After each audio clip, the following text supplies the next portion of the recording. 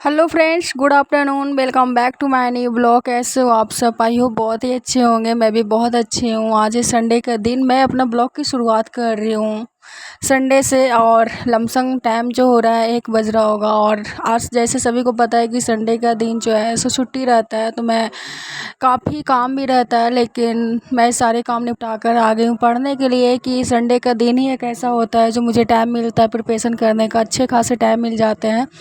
सो जितने भी सीटें कैंडिडेट हैं सभी का प्रिपरेशन जो है सो बहुत बेहतरीन चल रहा होगा, और सभी का कंटिन्यू चलना भी चाहिए, क्योंकि वक्त बहुत कम है और पढ़ना है बहुत सारे चीज़। और सीटेट का एग्ज़ाम जो है सो आपका बहुत ज़्यादा जो है टफ लिया जाता है। अगर आप पढ़ोगे तो टफ नहीं लगेगा, लेकिन अगर आप नहीं पढ़ोगे तो वो तो आपको टफ लगेगा ही।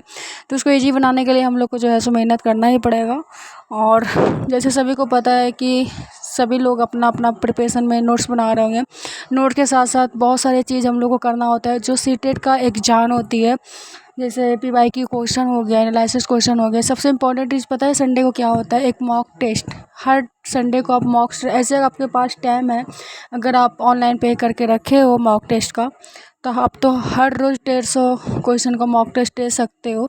लेकिन एक ये भी होता है कि आप कुछ पढ़े ही नहीं हो तो 150 क्वेश्चन का कैसे मॉक टेस्ट दोगे। लेकिन आप जैसे मान लें कि आप सीडीपी का प्रिपरेशन कर रहे हो, तो सिर्फ सीडीपी का ही मॉक टेस्ट करके देखो कि 30 में आपका कितना जो है सो स्कोर बन रहा है।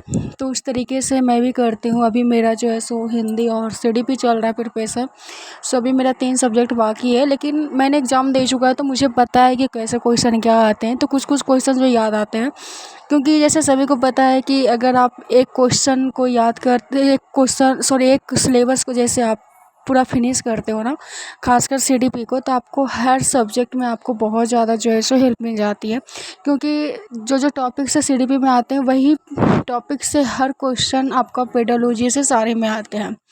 ठीक है, जो जो टॉपिक्स में हमेशा आते हैं क्वेश्चन, मैं हमेशा आपके ब्लॉग के थ्रू शेयर करती हूँ कि किस किस टॉपिक से आपका क्वेश्चन आते हैं, जो आपको पढ़ना बहुत ज़्यादा ज़रूरी होता है।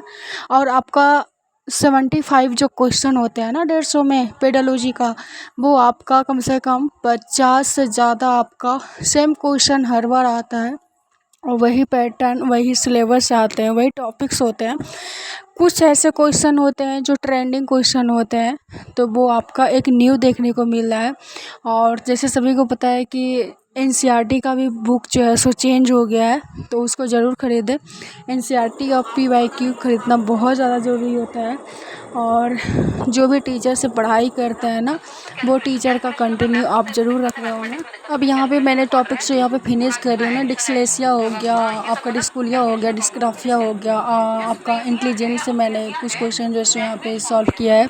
तो ये सारे ऐसे टॉपिक्स होता है ना जो आपका इक्वालिटी, समता या समानता से क्वेश्चन बहुत सारे आते हैं। आपका सिद्धांत से बहुत सारे क्वेश्चन आते हैं, डायनामिक्स से बहुत सारे क्वेश्चन आते हैं। तो ये सारे ऐसे टॉपिक्स होते हैं ना कि हर सब्जेक्ट से आपको देखने को मिलेगा। मैं अपना रियल एक्सपीरियंस दे रही हूँ, कोई दिखावा नहीं है, कोई फेक नहीं है। सो अगर आप, बस बात ये यहाँ पे हो जाते हैं ना कि जैसे मान लो कि इस इंग्लिश में अगर आप वही सेम क्वेश्चन होते हैं, बस आपका लैंग्वेज जो है सो चेंज हो जाता है। क्योंकि इंग्लिश है तो सिर्फ इंग्लिश ही रहेगा। और जैसे हिंदी हो गया, ईवीएस हो गया, मैथ हो गया, पेडालॉजी, ये सब सारे में ना आपका सेम क्वेश्चन रहेगा, सिर्फ आपको हिंदी में वो कर दिया जाएगा। जैसे मान लो डिस्लेक्सिया का आपका हिंदी में पठन बेकार रहेगा, तो वही सेम चीज़ आपको हिंदी में क्वेश्चन दे दिया जाएगा। तो जो फर्स्ट वर्ड एग्जाम दे रहे हो, तो ये सारे चीज़ ना आप पहले से समझ के जाओ, तो आप लोग के लिए ईजी बन जाएगा। नहीं तो वहाँ पे आपका 6 महीना बिल्कुल बर्बाद होने वाला है। और मेरे ब्लॉग को जो भी फॉलो कर रहा है ना, तो ये सारी चीज़ को आप अभी से टॉपिक्स, क्योंकि सारे आपको मोबाइल टेक्निकल चीज़ है, सारी चीज़ आप उसको सर्च करके जाओ और सारी चीज़ आप देखो कि उसका क्वेश्चन कैसे आता है। और आप सबसे ज़्यादा इम्पॉर्टेंट है कि आप 2021 से लेकर 2024 तक एनालिसिस क्वेश्चन ज़रूर करें, वही क्वेश्चन में से। क्योंकि जब से ऑनलाइन एग्ज़ाम हुआ है ना, तब से क्वेश्चन का जो है सो क्वालिटी जो है सो चेंज हो गया है। तो उस क्वालिटी को जांच करने के लिए ना आप सारे जो है सो चेक करें कि उसका एनालिसिस क्वेश्चन कैसे आते हैं और किस तरीके से उसको सॉल्व किया जाता है। और सबसे ज़्यादा आपको डाइवर्ट करने के लिए ना माइंड को ए आती आर और इस तरीके से एक कथन करके क्वेश्चन आते हैं, तो वो क्वेश्चन में ज़्यादा लोग फंसते हैं। क्योंकि 2 ऑप्शन को चूज करना पड़ता है, दोनों एक ही तरह से दिखेंगे, तो वो क्वेश्चन आपको बहुत सारे दिखेंगे। जैसे मान लो कि 15 आपको पेडोलॉजी है ना, तो आपका 8 क्वेश्चन वैसे ही देखने को मिलेगा 15 में। तो वो क्वेश्चन आप बहुत ज़्यादा उस क्वेश्चन को कैसे सॉल्व किया जाता है तो वो चीज़ पे आप फोकस करें। और सबसे ज़्यादा इम्पोर्टेंट चीज़ है ना कि अगर आप मॉक टेस्ट हर संडे को लगाते हो, अगर आपके पास सारी चीज़ें प्रिपरेशन करने के बाद एक ही संडे को लगाओ तो आपका प्रिपरेशन जो है सो अच्छा खासा जो है सो खुद को एक चैलेंज करोगे। और आपको मॉक टेस्ट लगाने से ये होता है ना कि खुद को एक गाइड बन जाता है कि मेरे प्रिपरेशन जो है सो कितने अच्छे से चल रही है, मैंने कहाँ तक अपना प्रिपरेशन को जारी रख पा रही हूँ, कितनी परसेंटेज मैंने अपने प्रिपरेशन किया है, कितना बाकी है। तो उस तरीके से खुद को एक टारगेट करो, टाइम मत देखो, मैं हमेशा बोलती हूँ। और यहाँ पे मुझे पढ़ाई करते करते 3 या 4 घंटे मैंने लगातार किया था पढ़ाई। और यहाँ पे मेरे को भूख लग गई थी तो मैंने खाने लगा, क्योंकि पेट में जब तक कुछ नहीं रहता है, जब तक पढ़ने का मन नहीं रहता, हमेशा खाने पे ध्यान होता है।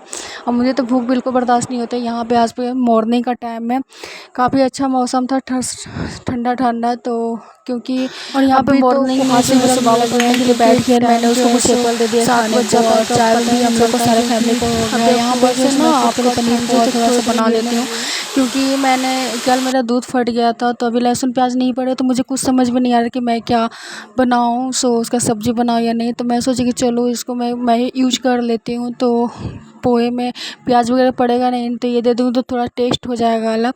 सो यहाँ पे मेरा दोबारा से जो है सो चाय चढ़ा हुआ है। और मेरे घर में ना चाय के बहुत लोग आदि हैं, अगर ठंड आ रही है ना तो 10 बार बना के दे दो, उसका कोई फ़र्क नहीं पड़ेगा। तो ये सारा चीज़ हम लोग को जो है सो अब ठंड में तो छोटा दिन भी करेगा तो बहुत कम टाइम मिलेगा स्टडी करने का। सो अभी उतना छोटा दिन नहीं करता है तो टाइम मिल जाता है स्टडी करने का। सो जितना हो सके आप कम टाइम में सारी चीज़ को अप्रोच करें और टाइम निकलते देर नहीं लगेगा, क्योंकि अभी फेस्टिवल का टाइम है तो काम भी बहुत सारे होते हैं तो उसमें भी बिजी हो जाते हैं। लेकिन अपने काम के साथ साथ अपने स्टडी को कंटिन्यू रखोगे ना तो आप कुछ भी नहीं भूल पाओगे।